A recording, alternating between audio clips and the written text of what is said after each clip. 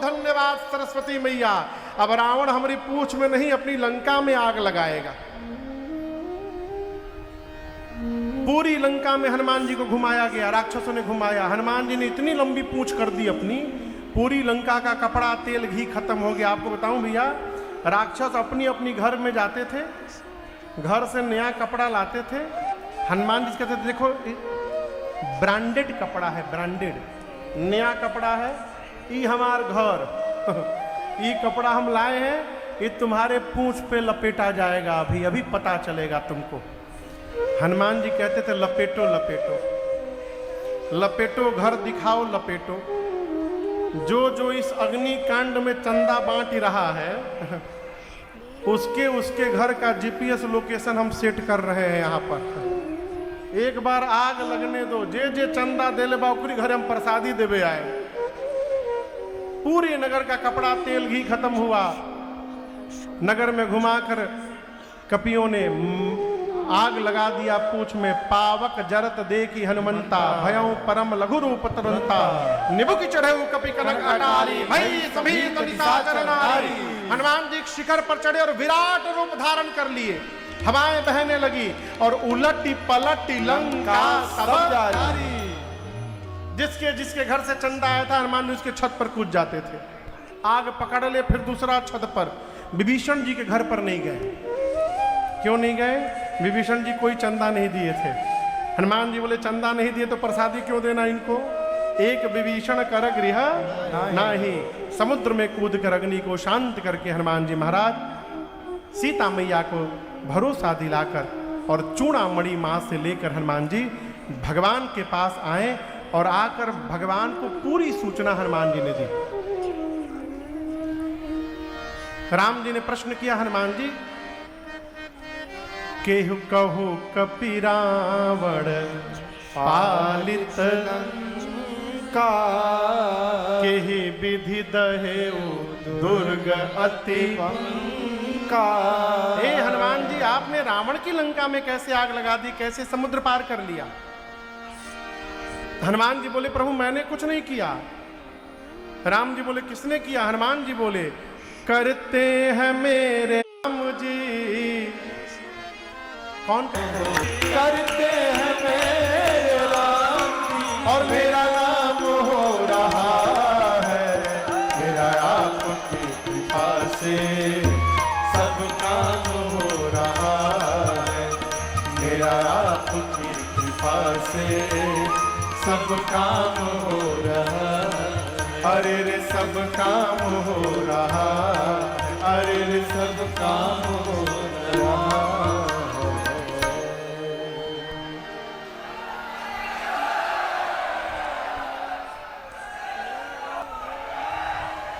बैठ जाइए, बैठ जाइए। मेरा आपकी कृपा से सब काम हो रहा। यहाँ पर हनुमान जी को भगवान ने अपनी भक्ति प्रदान की है और सभी कपियों के साथ भगवान चलकर समुद्र के किनारे पहुँचे। बीच में विभीषण जी की शरणागति की कथा है। विभीषण जी ने रावण को समझाया कि तात चरण गही मांगऊ राखहु मोर दुलार, सीता देहु राम कहूँ अति हित होई तुम्हार। यहाँ लिखा है अहित, लेकिन अहित नहीं अति हित। भगवान तो किसी का अहित करते ही नहीं है। दे दोगे तो अति हित होगा, नहीं दोगे तो हित होगा। क्या भगवान मारेंगे अपने धाम भेजेंगे? दे दोगे तो अति हित होगा, भगवान अपनी शरण में ले लेंगे तुमको। रावण को जैसे विभीषण जी ने समझाया, रावण ने मारा लात से। विभीषण जी राम जी के पास गए। भगवान ने तुरंत समुद्र का जल लेकर उनको तिलक करके लंका का राजा घोषित कर दिया। भगवान ने पूछा समुद्र कैसे पार किया जाए? विभीषण जी बोले प्रभु समुद्र आपके कुल श्रेष्ठ है, मेरी मानिए तो आप उनसे प्रार्थना करिए मार्ग के लिए। भगवान प्रार्थना में बैठे। इधर रावण ने विभीषण जी के पीछे 2 गुप्तचरों को भेजा था, सुक और सारन। लौटकर रावण के पास दोनों गए तो रावण ने पूछा कितनी बड़ी सेना है? बोले ये न पूछिए कितनी बड़ी सेना है, 18 पद्म वहां केवल सेनापति हैं। कितने? पद्म जानते हैं ना आप लोग? हाँ। अब 18 पद्म खाली सेनापति हैं। एक सेनापति के नीचे नियम से 1100 सैनिक। अब आप गुणा लगाते रहिए कितने कपी हैं। क्या उतने सेना होगी? अब भगवान जाने होगी कि नहीं होगी। मुझे तो लगता है भैया सुख सारण सोचे कि रावण को ऐसा बता दिया जाए कि इसका दिमाग फट जाए। तो बोल दिए 18 पद्म सेनापति। रावण बोला सबसे वीर सिपाही कौन है वहां पर? बोले वीर का तो पता नहीं चला, कमजोर का पता चला है, सबसे कमजोर का। बोले वो कैसे? तो वो एकदम ग्रुप में से निकाल करके बाहर बांधा गया था, अकेले था एकदम चुपचाप। हम पूछे भाई अकेले क्यों है? तो पता चला वहां का सबसे कमजोर है। रावण बोला कौन था वो? बोले जो लंका में आग लगाने आया था, जो वहां आग लगा कर गया है बल उजाड़ के लंका, वहां का सबसे कमजोर सिपाही है, उसका बल एकदम थोड़ा है वहां पर। उन दोनों ने भी रावण को समझाया, रावण ने उनको भी मारा। पहले मुनि थे, चंद्रमा मुनि के शाप के कारण असुर बन गए थे। भगवान के पास गए, अपना रूप प्राप्त किए और अपने आश्रम में चले गए। इधर रास्ता मांगते 3 दिन बीत गए। विनयन मानत जलधि जड़ गए 3 दिन बीत। बोले राम सकोप तब भय बिनु होई न प्रीति। आया भगवान को क्रोध मार्ग नहीं मिला। राम जी निकाले धनुष बाण चढ़ाए, खींचे तान दिए समुद्र सोखने के लिए। तभी समुद्र नारायण प्रकट हुए, हाहाकार करते त्राहि माम त्राहि माम त्राहि माम प्रभु। हम आपकी मर्यादा का पालन कर रहे हैं नाथ, हम तो जड़ हैं, हम अपने मन से कुछ नहीं करते। आप समुद्र पार करना चाहते हैं प्रभु, हम आपको उपाय बता रहे हैं। आपकी सेना में 2 कपी हैं जिनका नाम है नल और क्या नाम है? नल और आगे कहते हैं इनको बचपन में आशीर्वाद मिला है। आशीर्वाद नहीं श्राप मिला है। लेकिन यहां कहते हैं लड़िकाई ऋषि आशीष पाई। नल नील बचपन में इतने उत्पाती थे, महात्माओं का सामान ले जाके कुआं में डाल देते थे। महात्माओं ने शाप दे दिया, तुम जो कुछ भी डालोगे पानी में डूबेगा ही नहीं, सब तैरेगे। अब दर्शन करिए, श्राप मिला, लेकिन श्राप भी यदि भगवान के काम में लग जाए तो आशीर्वाद बन जाता है। इसलिए कहते हैं लड़िकाई ऋषि आशीष पाई। समुद्र बोले प्रभु नल नील को आशीर्वाद मिला है, उनके हाथ से स्पर्श किया हुआ पत्थर तैरेगा। मैं भी सहयोग करूंगा, अपनी लहरों को शांत कर लूंगा। भगवान बोले इस बाण का क्या करूं? बोले उत्तर दिशा में छोड़िए प्रभु, निशाचर समाप्त हो जाएंगे। भगवान ने छोड़ा, समुद्र नारायण विदा करके गए। निज भवन गवने सिंधु से रघुपति यह चरित कलिमल हर जथामति दास तुलसी गाय। सुख भवन संशय समन दमन विषाद रघुपति गुण गणा। सुख भवन संशय समन दमन विषाद रघुपति गुण गणा। तज सकल आस भरोसा गाओ सुनहि संतत सठ मना। तज सकल आस भरोसा गाओ सुनहि संतत सठ मना। सुनहि संतत सठ मना। सुनहि संतत सठ मना। सकल सुमंगलदायक रघुनायक गुणगान सागर सुनहि तरहि भव सिंधु बिना जल जाय। समुद्र नारायण गए। राम जी ने समुद्र के किनारे भगवान शिव के एक लिंग की स्थापना की जिनका नाम है, क्या नाम है? रामेश्वरम भगवान। आइए एक बार भाव श्रद्धा के साथ बोलिए रामेश्वरम भगवान की जय।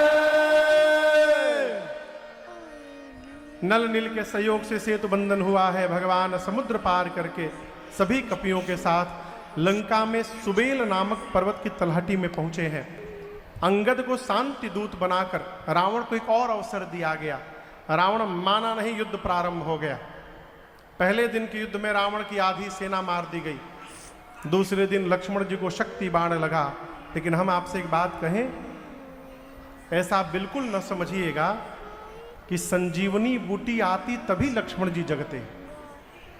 अच्छा आप बताइए, राम जी यदि चाह देते तो लक्ष्मण जी ना जगते का? तो राम जी क्यों नहीं जगाए?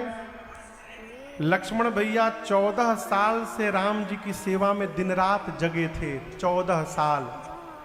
भगवान सोचे ये अच्छा अवसर आया है, कम से कम संजीवनी बूटी के ही बहाने मेरे भाई को एक रात विश्राम करने का अवसर मिल रहा है, इसलिए राम जी ने जगाया नहीं, संजीवनी बूटी मंगाई गई। लक्ष्मण जी मूर्छा से बाहर आए। तीसरे दिन युद्ध में कुंभकर्ण को भगवान ने गति दी। चौथे दिन लक्ष्मण भैया ने मेघनाथ को गति दी। रावण जो सबको मरवा दिया, तब अपने चला युद्ध करने। कई दिनों तक युद्ध हुआ रावण के साथ। भगवान जितनी बार उसकी सिर भुजाएं काटते थे, उतनी बार नवीन सिर भुजाएं निकल जाती थी। अशोक वाटिका में सीता मैया धृष्टा जी से कहती हैं कि वो प्रभु उसके हृदय में क्यों नहीं बाण मार रहे हैं। धृष्टा जी कहती हैं क्यों नहीं मार रहे, जान रहे सीता जी? धृष्टा जी कहती है एहि के हृदय बस जानकी जानकी पूरा मम बास है, मम उदर भुवन अनेक लागत, बाण सब करनास है, सुनि बचन हर्ष विषाद मन, अति देखी पूरी तिलका, कहा अब मरी रिपु एहि विधि सुनहि, सुंदरी तजहि संशय महा, अब मरी रिपु, अब मरी रिपु, अब मरी रिपु एहि विधि सुनहि। गोस्वामी जी कह रहे हैं, त्रिजटा जी से सीता जी पूछी कि राम जी उसके प्रभु हृदय में क्यों नहीं मार रहे हैं। त्रिजटा जी बोली इसलिए नहीं मार रहे हैं कि रावण के हृदय में आप रहती हैं। गोस्वामी जी लिखते हैं एहि के हृदय बस जानकी, राम जी सोच रहे हैं कि जानकी जी के हृदय में मैं रहता हूं, अब मेरे हृदय में पूरी सृष्टि है। अब राम जी इसलिए नहीं मार रहे हैं कि राम जी रावण के हृदय में बची है, और जैसे बाण जाएगा पूरी सृष्टि समाप्त हो जाएगी, इसलिए भगवान बाण नहीं मार रहे हैं। त्रिष्ठा जी बोली लेकिन कल वो मरेगा, कैसे मरेगा ये सुनिए। काटत सिर होई ही विकल, भगवान पहले उसका सिर काटेंगे, से वो व्याकुल होगा, और जैसे व्याकुल होगा छुटी जाई तब ध्यान, सिर कटते वो व्याकुल होगा और आपका ध्यान छूट जाएगा, और जैसे आपका ध्यान हटेगा तब रावण ही हृदय महु मारी हहि राम सूझा, तब भगवान उसके हृदय में बाण मारेंगे। अगले दिन रावण चला युद्ध करने, अपने कुल की इष्ट निकुंभला देवी के मंदिर में गया पूजन करने रावण।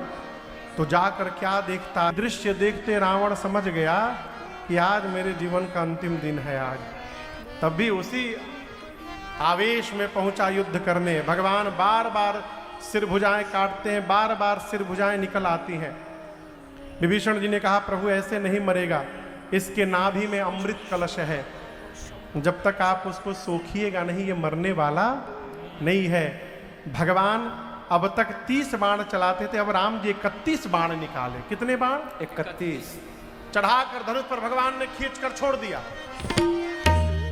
20 बाण ने रावण के 20 भुजाओं को काटा एक साथ, 10 बाणों ने 10 सिरों को काटा, और एक 30वां बाण जो था वो रावण के नाभि में जाकर लगा। जैसे नाभि में लगा, बाबा कहते रावण चिल्लाया, गरज उमरत घोर रव भारी, कहा राम रन हतौ पचारी, कहा राम रन हतौ पचारी, कहा राम रन हतौ पचारी।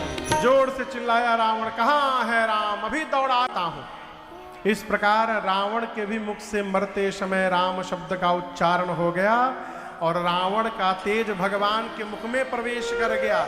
बोलिए रामचंद्र भगवान की जय। विभीषण जी ने रावण का अंतिम क्रिया संपन्न किया है। भगवान ने उनको लंका का राजा बनाया। विभीषण जी सीता मैया को लेकर आए हैं। ये असली सीता मैया है कि नकली? और असली मैया कहाँ है? अग्नि में। इसलिए भगवान ने झूठी रचना की, अग्नि परीक्षा की। प्रतिबिंब की सीता जी अग्नि में जल गई और असली सीता मैया बाहर आ गई। ये रहस्य कोई नहीं जान पाया। इंद्र को बोलकर भगवान ने अमृत की। विभीषण जी रावण के वस्त्र आभूषण पुष्पक विमान में भरकर आकाश से लुटा दिए। जितने बानर लूट लूट के पहनने लगे, लेकिन बानर तो बानर, नीचे का ऊपर पहन लिए, ऊपर का नीचे पहन लिए, आगे पीछे उल्टा पुल्टा कपड़ा गहना पहन के सब राम जी से आकर पूछते, प्रभु हम लोग कैसे लग रहे हैं? राम जी ठहाका मार के हंसे, बोले अच्छा हुआ इंद्र चले गए, देख लेते तो आपकी सुंदरता पर बेहोश हो जाते इंद्र। भगवान बोले अपने अपने घर जाइए। नील को बिठाया, लक्ष्मण जी को बिठाया, विभीषण जी को बिठाया, जामवंत जी, हनुमान जी, गौ गवाक्ष द्विविध महेंद्र सठ निषठ नल नील अंगद सब लोग बैठे और भगवान के नाम का जयघोष हुआ। चलता विमान कोलाहल होए, चलता विमान कोलाहल होए, और जय रघुबीर कहै सब कोय, जय रघुबीर कहै सब कोय। भगवान सीता मैया को सभी स्थान दिखाते दिखाते रामेश्वरम भगवान को दिखाएं, सेतु बंधन दिखाएं, चित्रकूट गए, वहां से तीर्थराज प्रयाग गए। तीर्थराज प्रयाग जाकर राम जी ने हनुमान जी से कहा कि आप यहाँ से सीधे अयोध्या जाएंगे। एक दिन बचा है, मेरे भाई को सूचना दीजिए कि मैं वापस आने वाला हूँ। भगवान फिर श्रृंगवेरपुर गए। कहाँ गए? श्रृंगवेरपुर। कहाँ गए? श्रृंगवेरपुर। श्रृंगवेरपुर गए। वहाँ जाकर सीता जी ने गंगा जी की पूजा की। राम जी निषाद राजगुरु से मिले, केवट भैया से मिले। इधर भरत भैया सोच रहे हैं एक दिन बचा, मेरे भैया आए नहीं, क्या कुटिल जानकर प्रभु मुझे विसार दिए हैं? तभी हनुमान जी महाराज ब्राह्मण का रूप धारण करके आए। जैसे हनुमान जी ने सूचना दी, भरत भैया दौड़कर गुरु जी के पास गए। जाकर बोले गुरुदेव हनुमान जी आकर बता रहे हैं कि भैया कल सुबह आने वाले हैं यहाँ पर। गुरु जी सुने तो सेवकों को बोले सजा राम दरबार, शोभा अजब बनी हो आज लड़ियों से फुलझड़ियों से। अरे सजा राम दरबार, शोभा अजब बनी, शोभा अजब बनी, शोभा अजब बनी। सब लोग बैठ जाइए, बैठ जाइए, बैठ जाइए, बैठ जाइए, सब लोग बैठ जाइए।